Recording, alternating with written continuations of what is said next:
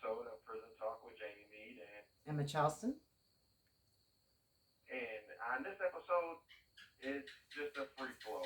We have no specific topic, but I do want to give our listeners uh, a view of what everyday life is in inside the correctional facility, and I wanted to talk with Emma to get Emma's point of view on um, some of the things I experienced in the prison fellowship academy class that is that I'm a part of here at the Macomb Correctional Facility, Mm-hmm.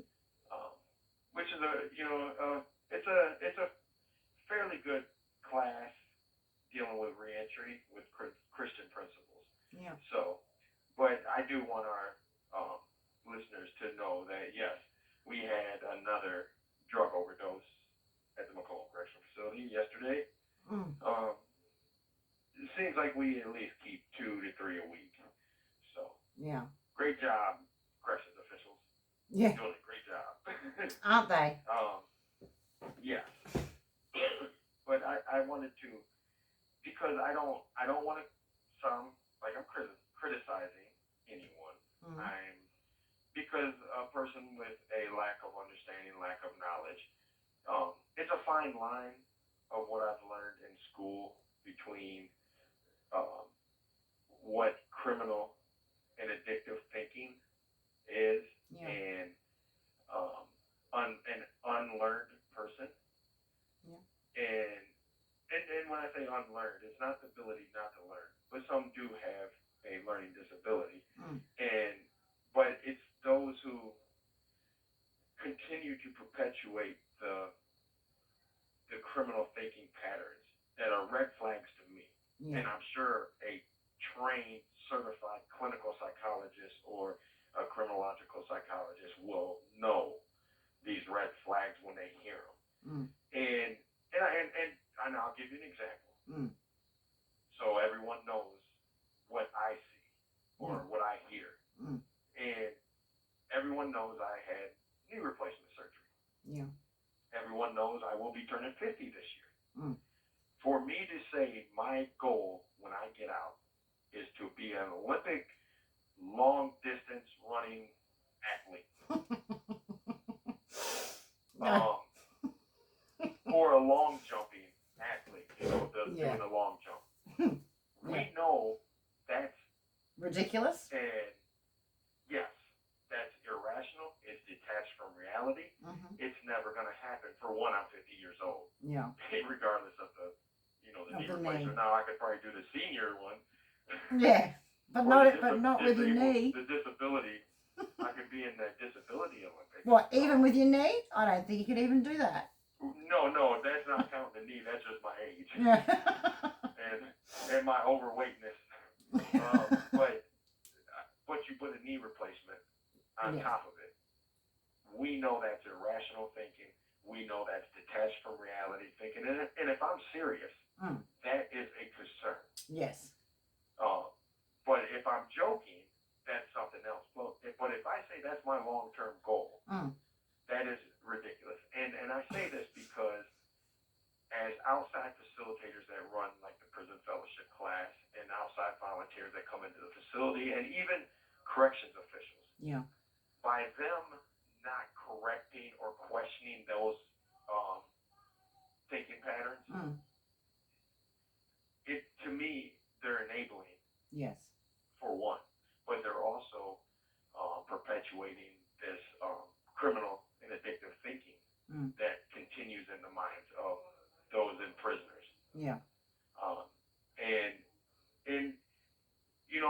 like yesterday, we had a class yesterday, and it's on change. The class is on change. It's a reentry thing, and we're using the SMART specific. I can't even remember the things now, but it's an acronym, and it's setting goals. Yeah. And I hurry up and said something. I said sometimes there's things we can't do. Yeah. As ex-cons, and once we get out. Yeah. And then I said, for one, I can never be a doctor, a medical doctor, because I have felonies. Yeah. they'll never let me be a licensed doctor in Mm. the United States. Now, if I can get a school to let me in, I may be able to go to another country and practice, but it's highly unlikely. Yeah. Unless I excel at some type of specific surgery that they really need, like heart valve surgery or something like that. But Yeah. it's highly unlikely.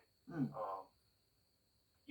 And these are the things that it's common in here, and it's common for the facilitators, outside facilitators, not to correct. Mm. And we had one prisoner, and after I said this, after I came out and said this, because you pick up on things. We had one prisoner say he was doing an associate degree and a master's degree in theology, and we know those two things don't go together. Mm. You have to have the one before the other. Mm.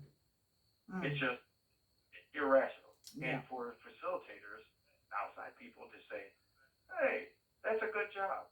You just enabled him, Yeah. and you solidified his lie. Mm.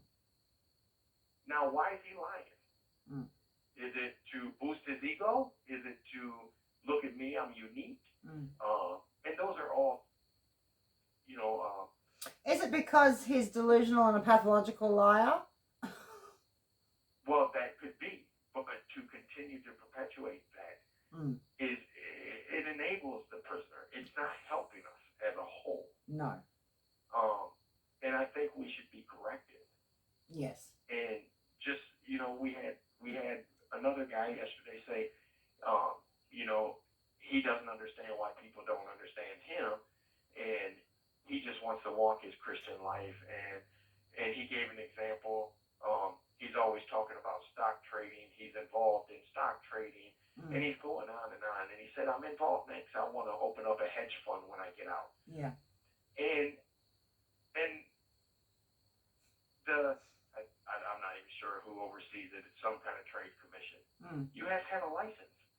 Yeah. They're not going to give a felon a license to run a hedge fund. But he's telling this lie, whether he didn't think about it or didn't do his research on it, and or just so wanted to sound good, important. Maybe, and maybe he's trying to impress the facilitators. I'm not sure. He's the same one that said God spoke to him and that he's going to be in charge of 5,000 membership church, which is a super mega church. Yeah. And also says a lot about why he's saying these things. I asked the question, I said, can you name a ex-con who served many years in prison that got out to become a senior pastor of a multi-million-dollar church? And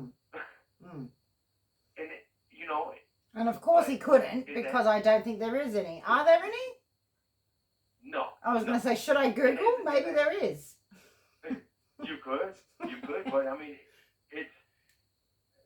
Gold, what's his name? There's a few on there that I know that have, their churches seat 3,000, 4,000, 5,000 people. Yeah. But it's rare. It's rare just to have that big of a church. But is it correct for the volunteers to allow him to continue to perpetuate this detachment from reality? Well, I'm going to stop you there and say this, first of all. It depends on what is their reason and motivation for being there. If their reason and motivation for being there and facilitating this is to make these guys feel important and happy and feel good, then there's nothing wrong with them not correcting them. But if they're actually genuinely trying to create some kind of change and genuinely help them, then enabling anybody, whilst it's not appreciated by the person that requires enabling, it's not really helping them at all. But what is their motivation for doing it, though? The facilitators. That's what it's supposed to be. It's supposed to be to help change thinking patterns. It's supposed to be to help prepare for reentry into society. They should, I think, my opinion, this is my personal opinion, I think they should say, wait a minute, can you explain how are you doing this, or how you plan on doing this? Can Yeah. you give an example where another prisoner has been able to do this? Mm. And now you also have to, where this lesson was on setting goals. Yeah. And I raised my hand. I said, all I've heard is these goals, these extravagant goals that we as a whole are setting in this class Yeah. of when we get out. I said, but not one of us as a whole has mentioned the first goal should be getting out of prison. You have a life sentence, the majority of you that have spoken. Yeah. So that's the first baby steps. I mean, that right there is itself. And I said, I'll use myself an example. I said, I've been incarcerated for 30 years. I said, you have 1 minute remaining. I started earning an education in 2008, and I have not stopped since. But back then, I came to the realization that I haven't paid into any retirement fund. I've never paid Social Security. I've never paid taxes. I've never had a job. So, how, if I do get out after 30, 35 years, I'll be in my 50s. I have a short period of time to create a life for myself. Yeah. So I had to get an education. Yeah. So I'm planning for the long term. Yes. And you have realistic this goals. Yes, it's realistic, and this phone call is coming to an end. So we will continue on the next phone call for this episode, free for all or just free conversation. I'm calling it a winging it again. Yeah, and we thank you for tuning in, and I hope you come back for this second phone call. Because I know Emma's going to create some questions. Well, I'm going to do something.